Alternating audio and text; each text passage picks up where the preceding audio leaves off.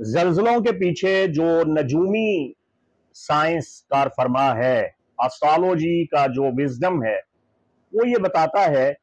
کہ یہ زلزلے تب آتے ہیں جب عطارد ریٹروگریڈ کرتا ہے یا سورج سے کم ڈگری پیچھے چلا جاتا ہے، تو ایسی صورت میں زلزلوں کے قوی امکانات ہوتے ہیں۔ اس کے علاوہ یہ کہ راس اور زم جب ایسے زوڈائیکل سائنز میں آ جاتے ہیں جو ارتھ زوڈیکل سائنز ہیں، جیسا کہ ٹورس ہے، ورگو ہے اور کیپریکون جو خاکی بروج ہیں، جب ان میں راس اور زم نوڈز آتے ہیں تو بھی زلزلے کے اثرات پیدا کرتے ہیں۔ اس کے علاوہ سیٹرن کا تعلق چونکہ سیدھا سیدھا ارتھ ایلیمنٹ کے ساتھ ہے، سیٹرن جب ریٹروگریڈ ہوتا ہے تو بھی زلزلے آتے ہیں، اور خیر سے 2023 کے جون سے نومبر تک یہ ریٹروگریڈ ہے تو زلزلوں کے قوی امکانات جو ہیں وہ نظر آ رہے ہیں۔ اس کے علاوہ مری اور زحل کا آپس میں ایک دوسرے کے ساتھ نحس نظر قائم کرنا، یعنی مقابلہ کرنا، اپوزیشن میں آنا، اپوزیشن بٹوین سیٹرن اینڈ مارس، یا تربیع بنانا یعنی اسکوائر بنانا، یہ بھی زلزلوں کو جنم دیتا ہے۔ اس کے علاوہ وینس جب اپنا مقام، اپنا گھر چینج کرتا ہے تو بھی زلزلوں کے اکثر امکانات جو ہیں وہ آ جاتے ہیں۔ اب زلزلوں کے جو بنیادی احکامات علم نجوم میں پیش کیے گئے ہیں وہ یہ ہیں، اور یہ نجومی قوانین ہیں: زلزلے تب آتے ہیں جب چاند گرہن ہونے والا ہوتا ہے یا چاند گرہن ہو چکا ہوتا ہے، تب زلزلے آنے کے امکانات زیادہ ہوتے ہیں۔ چاند گرہن کے قریب اکثر زلزلے دیکھنے میں آئے ہیں، اور جس قوم، جس مقام پر سورج گرہن ہوتا ہے وہ قوم اور وہ مقام خطرے سے خالی نہیں ہوتی۔ تو بحمدہ تعالی سورج گرہن تو جو 14 اکتوبر کو ہو رہا پاکستان میں نظر آنے والا نہیں ہے، یہ نظر آئے گا مغربی علاقوں میں، اور وہاں آتش زدگی کے امکانات زیادہ ہیں، اس لیے کہ وہاں لبرا میں یہ سورج گرہن ہو رہا ہے، اور لبرا کے مد مقابل ایریز ہے جو فائر سائن ہے، تو مغربی ممالک میں آتش زدگی کے واقعات جو ہیں ان میں بڑا اضافہ ہو جائے گا، اور یہ سورج گرہن ویسے بھی رنگ فائر ہے جو ہونے جا رہا ہے۔ میں بات کر رہا ہوں زلزلوں کی کہ زلزلے کب آتے ہیں۔ زلزلے آنے کی دوسری بنیادی وجہ یہ ہے کہ جب مری اور زحل ایک دوسرے کے ساتھ تربیع بناتے ہیں یا مقابلہ کرتے ہیں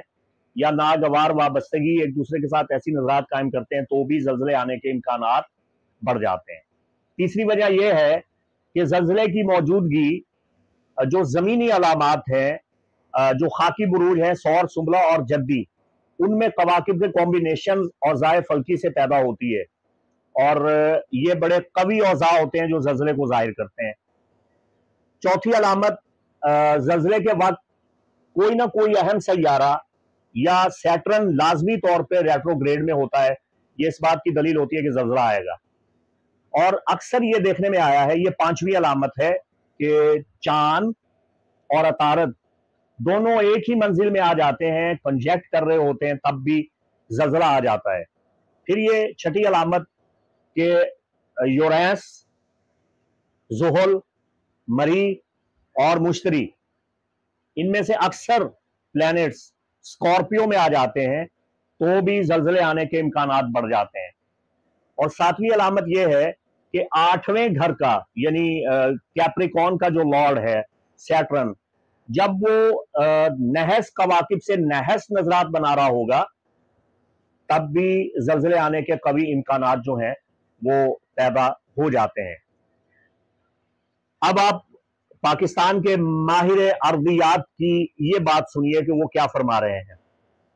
ہمارے ساتھ ماہر ارضیات موجود ہیں طارق ابراہیم صاحب، ان سے پوچھتے ہیں کہ یہ جو ڈچ سائنٹسٹ کی جانب سے پیش گوئی کی گئی ہے جس کے باعث پاکستان میں خوف و ہراس سا پھیل گیا ہے، اس حوالے سے کیا کہیں گے سر؟ دیکھیں، فور کاسٹ ارتھ کوئک کی جنرلی تو کوئی بھی سائنٹیفکلی اس کو ایویڈنٹ نہیں کرتے کہ فور کاسٹ پاسبل ہے۔ اب اس کا جو کہنا ہے کہ ان دنوں میں جو اکتوبر کے دن چل رہے ہیں تو وہاں پہ جو پلانیٹری سسٹم جنریٹ ہو رہا ہے تو سن کی رائٹ سائڈ پہ وینس، مارس، جوپیٹر اور ارتھ ایک ہی الائنمنٹ میں آ رہی، اس سے کیا ہے کہ آپ کی فلیکچویشن الیکٹرک فیلڈ میں آئیڈینٹیفائی کی ہے، اس بیس پہ وہ کہتے ہیں کہ آ سکتا ہے۔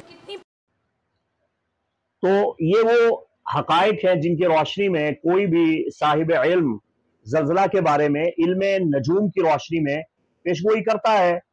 اور میں یہ ویڈیو بنانے سے پہلے کافی کھنگال رہا تھا، سابقہ تواریخ میں جو بڑے بڑے زلزلے آئے ان کی تاریخوں کو میں نوٹ کر رہا تھا، دیکھ رہا تھا۔